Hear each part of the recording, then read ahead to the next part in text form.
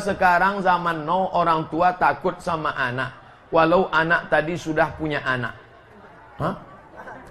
Kenapa orang tua takut sama anak, walaupun anak itu sudah punya anak? Kenapa orang tua takut sama anak? Karena salah setting dari awal.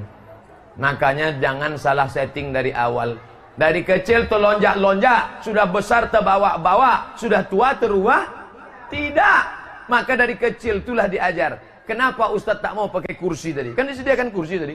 Kenapa tak pakai kursi? Sampai sekarang saya tak bisa duduk di atas kursi. Kecuali kalau udah capek betul, mau mati, mau pingsan, baru duduk kursi. Karena dari kecil dulu, masih ingat lagi mak melarang. Pernah saya duduk di atas kursi, waktu itu tamu banyak di rumah. Duduk saya di atas kursi, matanya udah berkedip. Maksudnya nyuruh turun. Awak tak paham. Begitu tamu balik. Sampai sekarang, umur saya sudah 41 tahun. Tapi dengan orang tua, kami masih tetap takut. Adik saya 37 tahun. Saya 40 tahun. Masih takut kami dengan orang tua. Umur orang tua kami 70 tahun. Saya dipanggilnya, Mat. Dia tak ada manggil Ustaz-Ustaz. Panggil Mat aja. Mat, sini kau kejap. Ada apa, Mak? Jangan kau berzina. Aku ni Ustaz, Mak. Setannya lebih hebat pula dari Ustaz lagi. Jangan kau berzina. Kenapa mak kata gitu? Ku tengok di sinetron TV-TV itu banyak betul orang berzina sekarang. Jadi orang tua kenapa bisa takut? Ku kandung kau 9 bulan 10 hari. Ku susukan kau 2 tahun. Mengalir darahku dalam darahmu. Kalau kau lawan aku, neraka jahanam tempat kau. Tapi kalau sudah dari kecil lah jadi pijaknya kepala kita, payahlah. Ada anak-anak nyipak kaki maknya, pijak lagi, pijak lagi, pijak lagi. Pijaknya dicubit kentang kakinya. Dari kecil payah. Anak ni macam buluh, tahu buluh? Bambu. Kalau hendak membentuk buluh, biarlah dari rebung. Rebung yang putih bisa dibuat melingkar, rebung bisa dibuat melengkung, rebung bisa buat melingkar. Tapi kalau rebung, itu dia buluh bambu. Kalau sudah buluh, sudah menjadi buluh kuning, 2 kemungkinan. Kalau tidak, dia patah, kepala kita yang pocah.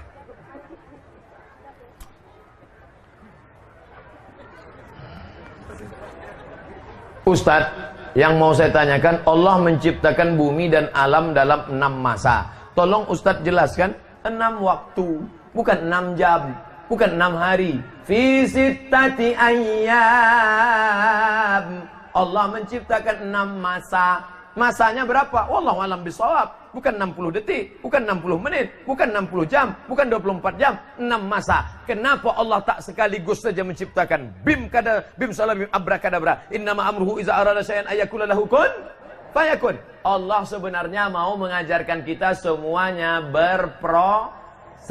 Ada masa mengandung, ada masa melahir, ada masa menyusukan, ada masa kanak-kanak, ada masa remaja, ada masa dewasa. Itu sebenarnya yang diinginkan. Bagaimana hukumnya orang yang menyembunyikan identitas anak angkat, seolah-olah itu anak kandungnya? Haram. Saya mengambil anak angkat, nauzubillah. Kebetulan anak itu perempuan, namanya Fatimah. Lalu dituliskan akte, Fatimah binti Abdul Somad. Ud'uhum li abaihim. Panggillah dia menurut nama bapak kandungnya. Nanti waktu mau nikah, aku nikahkan engkau anakku Fatimah binti Abdul Somad. Bohong. Ijazah SD bohong. Ijazah SMP bohong. Akte nikah bohong. Maka kalau kalian mengambil anak angkat, kalian kasih tahu bapak kandungmu bukan aku. Tapi kau dulu ku jaga sejak kecil. Sekarang setelah besar kalau kau mau marah, marahlah. Marah.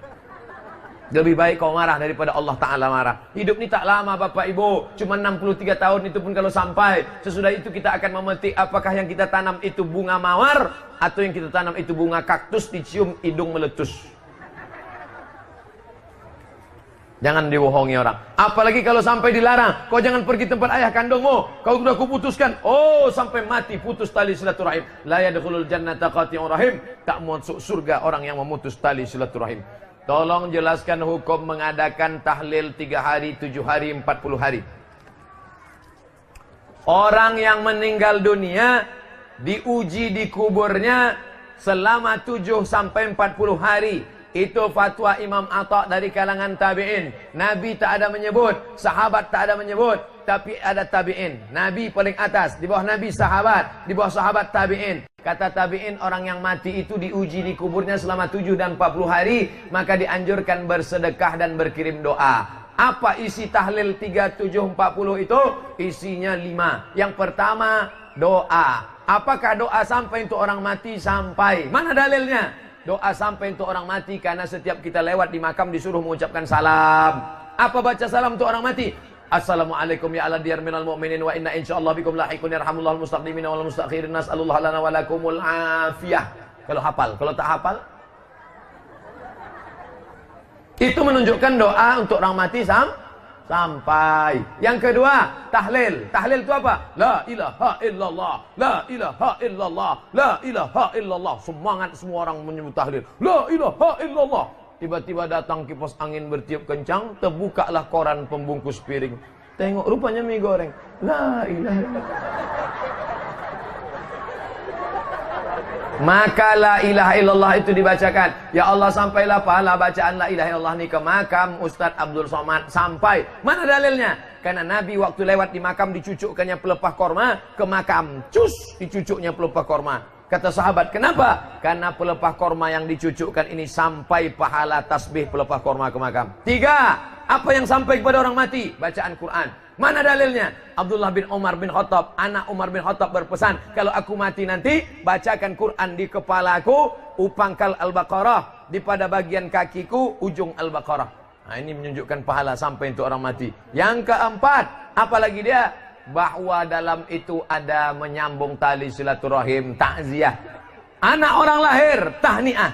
Anak orang mati, takziah. Tahniah, ikut senang. Takziah, ikut susah. Yang kelima, di dalamnya ada ceramah. Kepada Al-Mukarram Ustadz Abdul Somad, tolong ceramah tentang mengingatkan mati. Bapak Ibu sekalian,